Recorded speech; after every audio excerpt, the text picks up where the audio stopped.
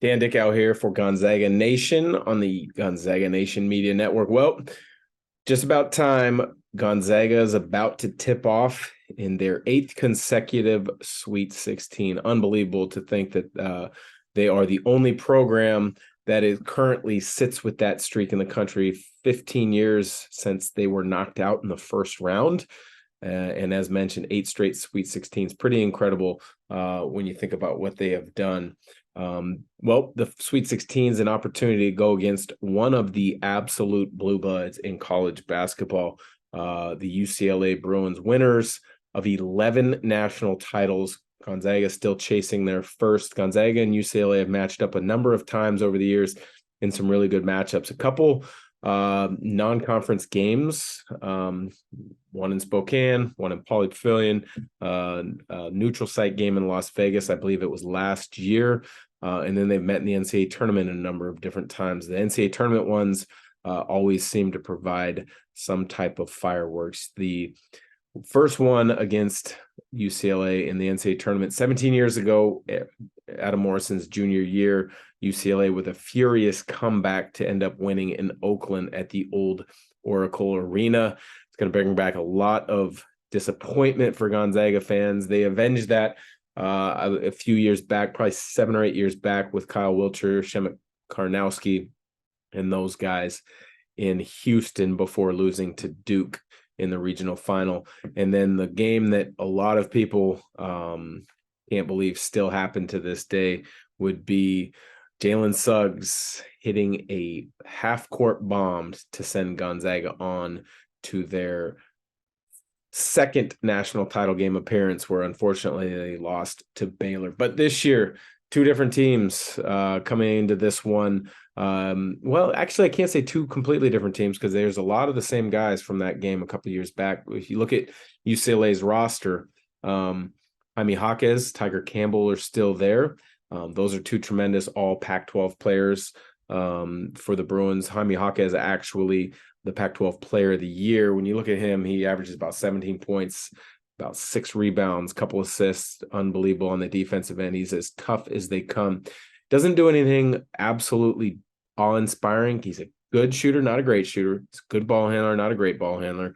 But he makes just winning plays. That's the best way I can describe him. Makes winning plays. Coach Mick Cronin does a good job of finding mismatches and then getting the mismatch to be guarding him and then isolating him, typically at the elbow or at the nail, where it's hard to bring help from. So Gonzaga's got to do a good job on him. Tiger Campbell, 4-year starter at the point guard, a senior, one of the best in the country, top 8 in assist to turnover ratio. Just doesn't turn it over. Pushes it in tempo and transition when they need to, settles them down, gets them into good offense when they need to. He's a great defender. On the interior for UCLA, battling some injuries. Adem Bona, a really good freshman, missed the first round game, played limited minutes in the second round win over Northwestern. He's going to be important, and they're going to need him to help slow down Timme and be a force on the boards if UCLA is going to come out with this win. But he's very good. He's big, 7 foot, 250, maybe a little bigger. Good length, good feet, able to move on the perimeter in pick and roll situations, keep guys in front. And then there are others their other interior, not much of in the way of scoring. Kenneth Nuba and Mac Etienne both average about a point a game. They both had 10 points, oddly enough, both career highs for each of them in their first round win against UNC Asheville, where they both played extended minutes. On the other injury news, talked about Adem Bona a little bit. He's back.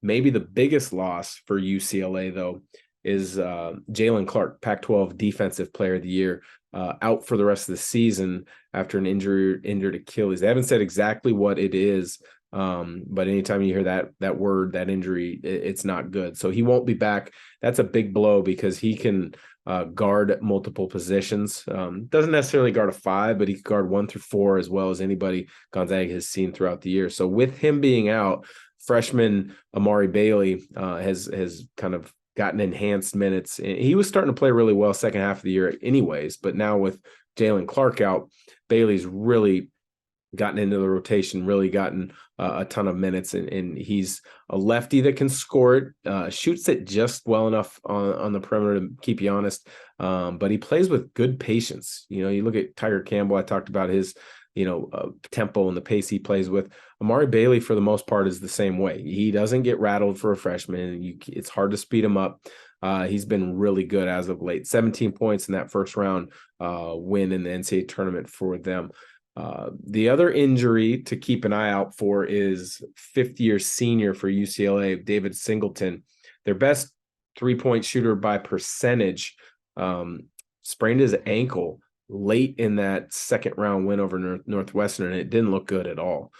So I haven't seen any reports, haven't seen or heard anything as to whether he's healthy, whether he's able to go and play minutes, if he's limited in any way. So that'll be something to keep an eye on as we get closer to tip off. But there's a little breakdown of UCLA. To me, what it comes down to is UCLA, by the metrics, second best team defense in the country behind only Tennessee. Offensively, they're pretty darn good as well. They're 21 in metrics through KenPom, where on the flip side for Gonzaga, they're 1 in offense and 76 in defense. Now their defense has gotten better the last 6 weeks or so, but that just kind of a quick snapshot showing you where both of those teams lie with the enhanced analytics.